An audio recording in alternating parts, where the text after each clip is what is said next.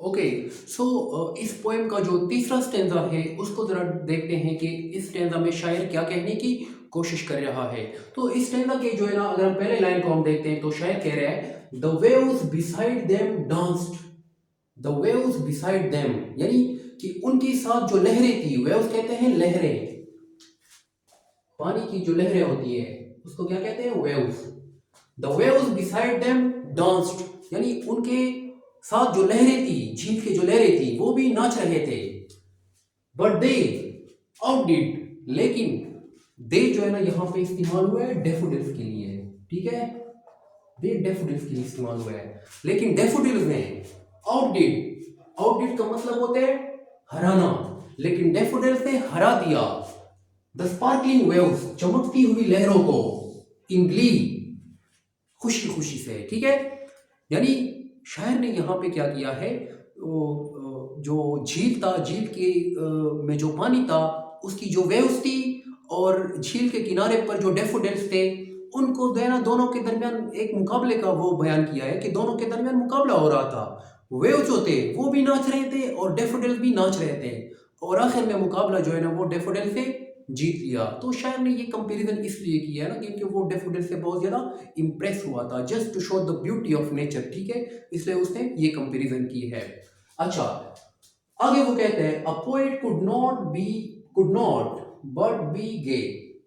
यहाँ पे गे का मतलब होता है खुश होना, यानी एक शायर इस तरह का नजारा देखकर खुश रहे बगैर नहीं रह सकता। इन सच अ जोकंड कंपनी, इस तरह की, यानी एक शायर, इन दो लाइनों का मतलब ये होता है कि इस तरह का खूबसूरत नज़ारा, इस तरह का पुरलुत्फ नज़ारा देखकर एक शायर खुश रहे बगैर नहीं रह सकता। आई गेज्ड एंड गेज्ड, गेज्ड का मतलब होता है जब आप किसी चीज़ को बहुत गौर से देखते हो या आप किसी चीज़ को घूरते देखते हो और सोचते हो, ठीक है। तो गेज का यहाँ पे मतलब होता है जब आप किसी चीज को बहुत गौर से देखते हो और सोचते हो, ठीक है। आई गेज्ड एंड गेज्ड, तो शायद यहाँ पे वो कह रहे हैं कि मैं उन डेफोडिल्स को बहुत गौर से देखता रहा, बहुत शौक से देखता रहा और देखता रहा। बट लिटिल थॉट, लेकिन मैंने ये नहीं सोचा, what wealth the show had brought, ये जो नजारा था इसने मुझे क्या फायदा दिया है। यहाँ पे वेल्थ का मतलब होता है बेनिफिट, ठीक है, फायदा। व्हाट वेल्थ, क्या फायदा, द शो, इस नजारे ने, हैड ब्रॉट, दिलाया है। यानी मैं उस डेफोडिल्स के नज़ारे को देखता रहा और देखता रहा, लेकिन मैंने ये नहीं सोचा कि इस डेफोडिल्स के नज़ारे ने मुझे क्या फायदा दिया है, इससे मुझे क्या मिल रहा है। अब आखिरी स्टैंजा में आपको वो बताएगा कि इस डेफोडिल्स का जो नज़ारा था उससे मुझे क्या मिला है, ठीक है। वो आखिरी स्टैंजा में फिर उसको वो भी बता देता है कि ये जो नज़ारा है उससे मुझे क्या मिला है, क्या मतलब कि वेल्थ मिला है, क्या फ़ायदा मिला है, ठीक है। अच्छा, तो इस स्टैंजा में शायर एक्चुअली ये कहने की मतलब कि उसमें ये तो मैंने बता दिया कि वो क्या कहने की कोशिश कर रहा है। अब चलते हैं इसकी एनालिसिस करते हैं कि इसमें कौन कौन से फिगर ऑफ स्पीच शायर ने इस्तेमाल किए हैं। तो पहला पहला लाइन अगर हम देखते हैं, the waves beside them danced, तो यहाँ पे वेव्स को शायर ने पर्सोनिफाई किया है। वेव जो होते हैं ना वो कभी डांस नहीं कर सकते because they are non living thing, लेकिन यहाँ पे देखो the waves beside them danced, तो इस लाइन में शायर ने पर्सोनिफिकेशन इस्तेमाल किया है, ठीक है, ठीक है, क्यों वेव्स को जो है ना उसने पर्सोनिफाई किया है। अच्छा, आगे अगर हम देखते हैं तो आगे तो कोई पर्सनिफिकेशन मुझे नजर नहीं आ रहा, बट इसका अगर आपसे पूछा जा सकता है कि what is the meaning of gay. Gay का मतलब क्या होता है, गे का मतलब ये होता है खुश होना, टू बी हैप्पी या टू बी वेरी हैप्पी, इसका ये मतलब हो सकता है। फिर आपसे ये पूछा जा सकता है कि वेल्थ का मतलब क्या होता है यहाँ पे। तो वेल्थ का मतलब वैसे लिटरल मीनिंग तो इसका मतलब होता है पैसे या मनी, यानी ये होता है। यहाँ पे उसका मतलब ये होता है फायदा, बेनिफिट, यानी कि उससे मुझे खुशी, हैप्पीनेस। वेल्थ का मतलब यहाँ पे आप हैप्पीनेस को भी बता सकते हो कि वेल्थ का मतलब यहाँ पे उसने हैप्पीनेस के लिए लिखा है, यानी कि इस नज़ारे ने मुझे क्या खुशी दी है या क्या फायदा दिया है, ठीक है। अच्छा, इसके बाद अगर इस स्टेजा का अगर हम राइम स्कीम बनाते हैं तो राइम स्कीम उसी तरह ही होगा जिस तरह पहला और दूसरे स्टेजा का था। तो देखते हैं कि इसका क्या राइम स्कीम बनता है। आखिरी है दे, दे को ए का स्कीम दो, ग्ली, ई की आवाज आ रही है, बी का स्कीम दो, गे, दे गे, तो इसको भी ए का स्कीम दो, ग्ली कंपनी, तो इसको भी हमने बी का दिया है, इसको भी हम बी का स्कीम दे देंगे। थॉट ब्रॉट, इसको हम सी सी का दे देंगे। तो इस स्टैंजा का जो रैम स्कीम है वो है A B, A B C सी। ये इस स्टैंजा का आपके पास राइम स्कीम है। अब चलते हैं इस पोएम का जो आखिरी स्टैंजा है उसको जरा पढ़ते हैं और इस पोएम को कंक्लूड करते हैं, ठीक है, कि शायर हमें क्या पैगाम देने की कोशिश कर रहा है। ओके, चलते हैं आगे, स्टैंजा को देखते हैं।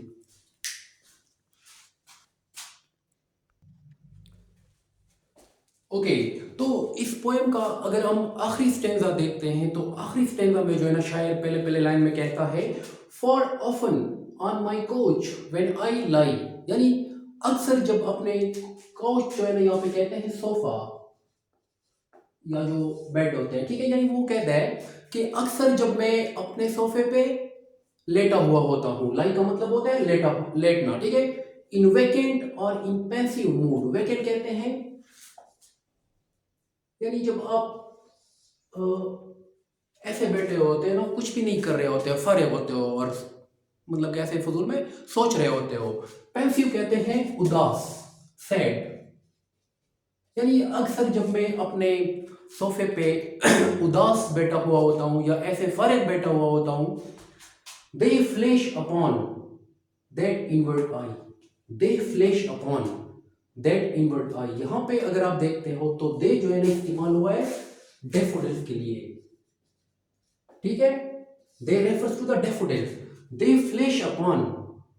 अच्छा, फ्लैश अपॉन को समझने से पहले आपको इनवर्ड आई का समझ आनी चाहिए कि इनवर्ड आई का क्या मतलब होता है। तो इंसान के पास दो तरह की आईज होते हैं, एक को हम कहते हैं इनवर्ड आई, एक को हम कहते हैं आउटवर्ड आई। आउटवर्ड आई जैसा कि आप देख सकते हैं कि मेरी आउटवर्ड आई क्या कौन सी है, आंखें हैं, तो ये हमारी क्या है, आउटवर्ड आईज है। जो इनवर्ड आई होते हैं वो असल में हमारी इमेजिनेशन को कहते हैं, ठीक है, इनवर्ड आई किसको कहते हैं, जो हमारी सोच होती है, इमेजिनेशन होती है, थिंकिंग होती है। तो यहाँ पे शायद ये कह रहा है कि अक्सर जब मैं अपने सोफे पर उदास या अकेला लेटा हुआ होता हूँ तो डेफोडिल्स का नज़ारा मेरे इमेजिनेशन में, मेरे ख्यालों में आ जाता है, ठीक है, they flash upon that inward eye, यानी डेफोडिल्स मेरे जहन में आ जाते हैं। Which is the bliss of solitude, solitude कहते हैं तन्हाई को, ब्लिस कहते हैं रहमत, जो तन्हाई में रहमत का जरिया है। And then my heart with pleasure feels, और फिर मेरा दिल जो है ना खुशियों से भर जाता है। And dances with the daffodils, और डेफोडिल्स के साथ नाचने लगते हैं।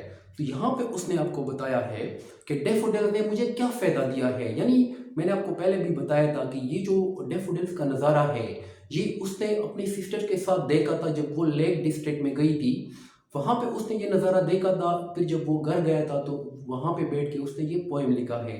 यहाँ पे वो ये कहने की कोशिश कर रहे हैं, अगर मैं इसका सेंट्रल आइडिया आपको बता दूँ या मैसेज बता दूँ कि हमें क्या पैगाम देने की कोशिश कर रहे हैं, तो वो हमें ये बताने की कोशिश कर रहे हैं कि जो नेचर होता है, नेचर जो है ना आपको खुशी में दिलाता है। अगर आप नेचर में टाइम स्पेंड करोगे तो नेचर के बारे में जब आप सोचोगे, कभी भी आप उसके बारे में सोचोगे तो आपको मज़ा आएगा। आप सोचें ज़रा, अगर आपने विजिट किया है किसी ऐसे इलाके में जहाँ पे बहुत ज़्यादा ग्रीनरी हो, बहुत खूबसूरत इलाका हो, जब कभी भी आप उसकी वीडियो देखते हो तो आपको वीडियो देखने से खुशी महसूस होती है, क्योंकि वो नज़ारा आपको आपके माइंड में आ जाता है और उससे फिर आपको खुशी मिलती है। तो सेम यही चीज़ वो कहने की कोशिश कर रहे हैं ना कि जो नेचर है, क्योंकि वो एक रोमांटिक पोइट था और रोमांटिक पोइट्स जो होते हैं ना वो असल में ऐसी चीज़ें बयान करते हैं, नेचर के बारे में लिखते हैं और उसकी खूबसूरती के बारे में लिखते हैं, ठीक है, रियलिटी को, यानी वो किसी चीज़ को बहुत ही ज़्यादा रोमांटिक वे में पेश करते हैं, ठीक है। तो वो ये बताने की कोशिश कर रहे हैं कि नेचर जो है वो एक खुशी का बायस है, हमें क्या करना चाहिए, नेचर के करीब होना चाहिए, ठीक है, हमें नेचर में टाइम स्पेंड करना चाहिए। क्योंकि विलियम वर्ड्सवर्थ रोमांटिक एरा का पोएट था और उस एरा में जो था बहुत ही ज़्यादा इंडस्ट्रियलाइजेशन थी, यानी लोग जो है ना नेचर से दूर होते जा रहे थे और वो जो है ना सिटीज़ की तरफ जा रहे थे। और इस रोमांटिक एरा के जो जितने भी पोइट्स थे उन्होंने सारों ने जो है ना ये इंडस्ट्रियलाइजेशन के खिलाफ लिखा है कि ये जो फैक्ट्रियाँ वगैरह लग रही है, इनसे धुएँ वगैरह निकल रहे हैं और लोग जो है ना सारे के सारे नेचर से दूर हो रहे हैं। तो उस एरा में सारे जो शायर थे रोमांटिक पोइट्स वो नेचर के बारे में लिखते थे और इंडस्ट्रियलाइजेशन के खिलाफ थे। तो ये पोएम भी असल में जो है ना एक क्रिटिक है ऑफ इंडस्ट्रियलाइजेशन, यानी जब भी फैक्ट्रियाँ लगती हैं, इंडस्ट्री लगती हैं, तो उससे क्या होता है, नेचर तबाह होता है। ठीक है, तो इसमें डायरेक्टली तो उसने कोई भी बात नहीं की है, लेकिन नेचर की जो खूबसूरती बयान की है, तो इससे ये जाहिर होता है कि वो नेचर को सपोर्ट कर रहे हैं और हमें ये बताने की कोशिश कर रहे हैं कि हमें नेचर के करीब होना चाहिए, हमें दरख्तों को नहीं काटना चाहिए, बल्कि हमें दरख्तों को लगाना चाहिए, हमें नेचर में टाइम स्पेंड करना चाहिए, क्योंकि इससे आपको जो खुशी मिलती है वो आपको किसी भी चीज़ से नहीं मिलती। इससे आपको ज़हनी सुकून मिलता है, वो सुकून मिलता है जो आपको दवाइयों से कभी भी नहीं मिलता है। आइए अब इस स्टैंजा की जो है ना एनालिसिस करते हैं। ओके, पहले पहले लाइन में अगर हम देखते हैं तो यहाँ पे हमारे पास जो फिगर ऑफ स्पीच है वो मैं डायरेक्टली बता देता हूँ। तो यहाँ पे इनवर्ट आई जो है ना, उसने एक मेटाफर की तरह इस्तेमाल किया है। इनवर्ट आई का मतलब होता है इमेजिनेशन। ठीक है, आपसे ये पूछा जा सकता है, फॉर एग्जांपल अगर ये स्टैंजा दिया हो और इसमें स्टैंजा कंप्रीहेंशन में सवाल किया जाए कि what is the meaning of inward eye, तो इनवर्ट आई का मतलब होता है इमेजिनेशन। ठीक है, अच्छा, इसके अलावा अगर हम देखते हैं इन दो लाइनों में, अगर आप देखते हैं, and then my heart with pleasure fills and dances with the daffodils, तो इस लाइन में जो है ना उसने हर्ट को जो है ना क्या किया है, पर्सोनिफाई किया है, कि मेरा दिल खुशियों से भर जाता है और डैफोडिल के साथ नाचने लगता है। तो दिल जो है ना वो कभी नाच नहीं सकता, तो उसको उसने क्या दिया है, पर्सोनिफाई किया है। तो यहाँ इन दो लाइनों में उसने पर्सोनिफिकेशन का इस्तेमाल किया है। अच्छा, इसका अगर हम रैम स्कीम बनाते हैं, लाई, इसको ए का देंगे, मूड बी, आई, लाई आई, ये मैच हो रहे हैं, तो इसको भी हम ए का देंगे। सोलिट्यूड, मूड, यहाँ पे डी की आवाज आ रही, तो इसको भी हम बी का देंगे। फिल्स, डिल्स, तो इसको हम सी सी का देंगे। इसका भी रैम स्कीम वही बनेगा, ए बी सी सी। तो that is all about the daffodils poem. अगर आपको ये वीडियो पसंद आती है तो काइंडली मेरे चैनल को ज़रूर सब्सक्राइब कीजिएगा, और इस तरह की मजीद वीडियोस देखने के लिए अगर आपको किसी भी टॉपिक में मसला हो 9th या 10th में, तो आप नीचे कमेंट में पूछ सकते हो। इंशाल्लाह मैं पूरी कोशिश करूंगा कि इस पे वीडियो बनाऊं। That is all for today, see you next time.